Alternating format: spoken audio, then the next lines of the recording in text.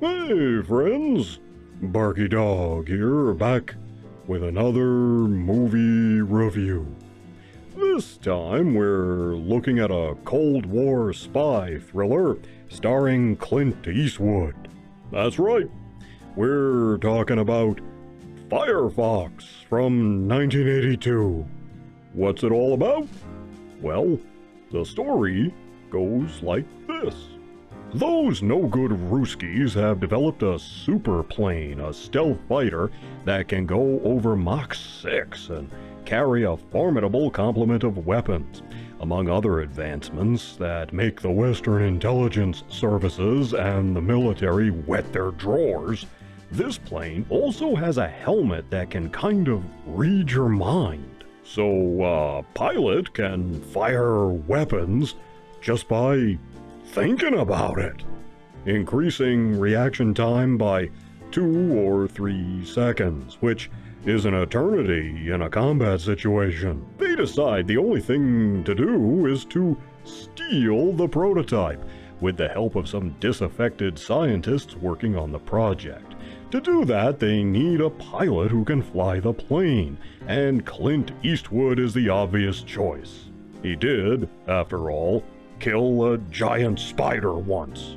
Eastwood is, of course, the greatest fighter pilot ever, which is why they recruit him for the mission even though he's no longer in the service and suffers from these crippling flashbacks from his experiences in Vietnam. As for the thinking to fire weapons thing, fortunately Eastwood can speak Russian, so the plane can understand him. Full credit to Clint Eastwood, he actually studied Russian, so he'd sound natural whenever he had to speak the Russian lines. Most of this is in English, though, so it may have been a wasted effort.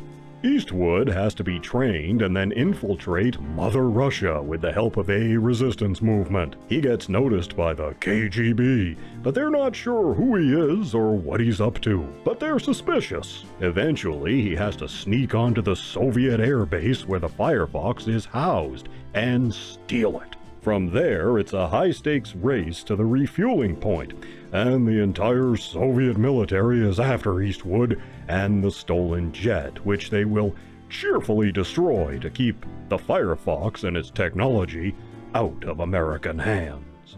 The Ruskies also have a second Firefox prototype, and that's eventually what they send after Eastwood. This sets up a superjet battle over the Arctic, Eastwood taking on the best pilot the Ruskies have to offer.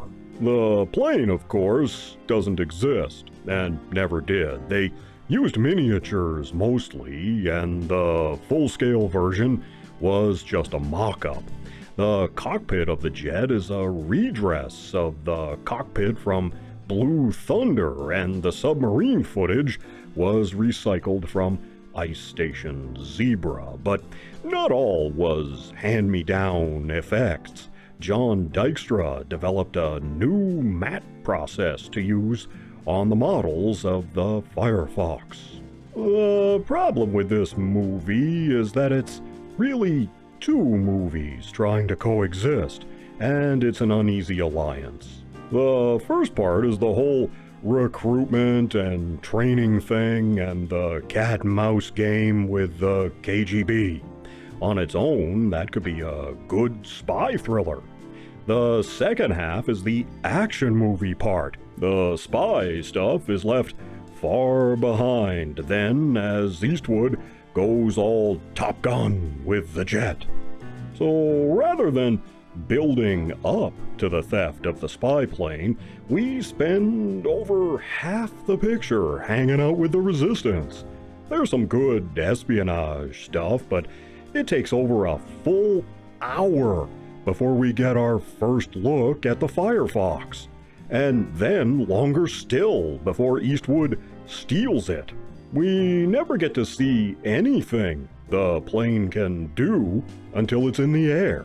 We're told how awesome the Firefox is, but we never see it do anything until then. Usually, in this kind of picture, we'd get some opening scene showing how badass the plane is, and the threat it poses. But here, it's a brazen case of tell but don't show. And there are several unresolved elements, like when we first see Eastwood, he's having this flashback about Vietnam, and it's so overwhelming he's pretty much helpless during these episodes. But later, while he flirts with having another one of these spells, he can just sort of brush it off like it's no big deal. Even at the end, the ending is a loose thread, which was supposed to set up a sequel so we can learn what happens next. This was to be called Firefox Down, where Eastwood has to ditch the plane in Finland, and it was supposed to be submerged under the ice. That movie would have been a race with the Soviets to recover and repair the jet, so Eastwood could fly it back to America from there. Well, this was a hit for Eastwood. Even he kind of saw that the proposed franchise was not going anywhere. He cut some 13 minutes of footage out of the movie to tighten it up, but even then, what we have is a mixed bag. Is it a spy movie or an action movie? Either could have been great on their own, but mashed together like this, it just doesn't play smoothly. Not that Firefox is lousy, really. It's certainly watchable. There's things to like. It's just slow and takes too long to get to the promised jet-on-jet action. I'm giving this one 2 paws. It's Eastwood, so it's not junk, but to be honest, it's also not his best stuff. You take care of yourselves, and I'll see you in the next one.